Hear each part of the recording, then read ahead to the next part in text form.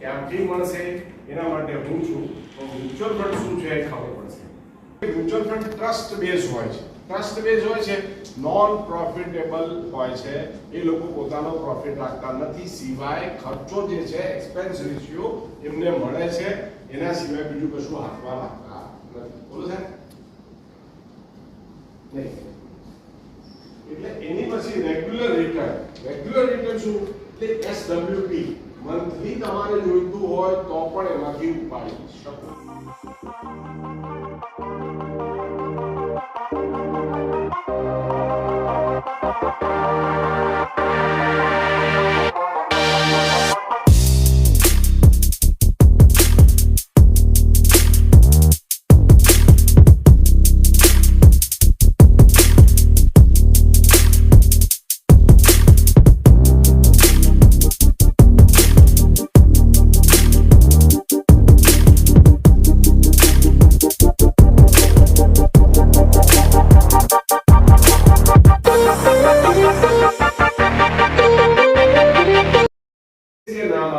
IDBI એ નામ આપી દે તો એ નામ કેવી રીતે પડી જાય અને કેવી રીતે એની અંદર એનું નામ આવે? બેંક છે પોતાનો એટલે એ પોતે ટ્રસ્ટનું બંધારણ કરે છે અને એમ સરકાર સેબીને કહે છે કે હું બધાના પૈસા પણ મેનેજ કરીશ, મારા પૈસા પણ રાખીશ અને પ્રોફિટ વગર બધાને જે શેરનો ભાવ હશે એનું મેનેજમેન્ટ કરાવડાવીને જે પ્રોફિટ થશે એવું 10 વર્ષનું રિટર્ન કયા આટલા બધા આ જે આખી લિસ્ટ છે આ બધા મ્યુચ્યુઅલ ફંડના ટાઈપ છે. ઇક્વિટી એમાં ડેફમાં આવે છે, લિક્વિડમાં આવે છે, બેલેન્સમાં આવે, હાઇબ્રિડ આવે, બધું જુદું જુદું છે. એનું સ્પેશિયાલિટી અમે કરી દીધી હોય, અમને ખબર હોય કે કોની શું રિક્વાયરમેન્ટ છે, શું આપવા દેવું છે, શું નથી આપવા દેવું. ફાઇનાન્શિયલ મેનેજમેન્ટ એને Don't try to time the market. આ એ કહેવા માંગે છે કે તમે રોજ સવારે ઉઠીને સેન્સેક્સ જુઓ એ આપણું કામ નથી.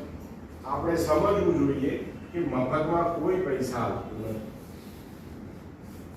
એની અંદર તમે રોકેલા હશે અને તમારો હોરાઇઝન થોડો લાંબો હશે તો ડાયરેક્ટ ઇક્વિટી પણ તમને પૈસા આપવું થશે. કોરોના વખતે એસબીઆઈ બેંકની અંદર 200-250 મળતો, હવે અત્યારે 750-700 આ કેટલા વર્ષ થયા? એમાં ડબલ થઈ ગયું. પણ તકલીફ શું છે કે આ તો બધા ડબલ થયા છે, કારણ કે કોરોનામાં બધા ઘટી ગયા હતા. એની એમાં જે ના થાય બધા ડબલ થઈ ગયા છે. પણ સવાલ એટલો નથી. સવાલ તમે સમજીને એની અંદર પડશો તો કોઈ પ્રોબ્લેમ નથી. એ સમજવું પડે. એના જેવું છે આ કન્વેન્શન 50,000 હોય એના 8-30 વર્ષ પછી 8.37 કરોડ રૂપિયા ભેગા કરવા હોય તો અત્યારે 27,000 એ એજ ઉપર આધાર રાખે. એજ 60 છે, અત્યારે કરંટ એની 30 છે, એમાં આપણે કેલ્ક્યુલેશન શરૂ કર્યું છે.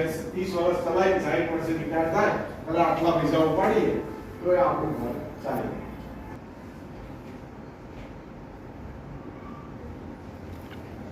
બહુ મોટું નથી, સહેલું છે. મને પૂછો શું કરવાનું કે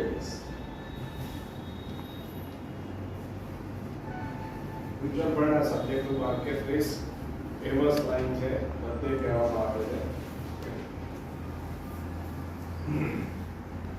કોઈને કંઈ ડાઉટ્સ? બોલો સાહેબ.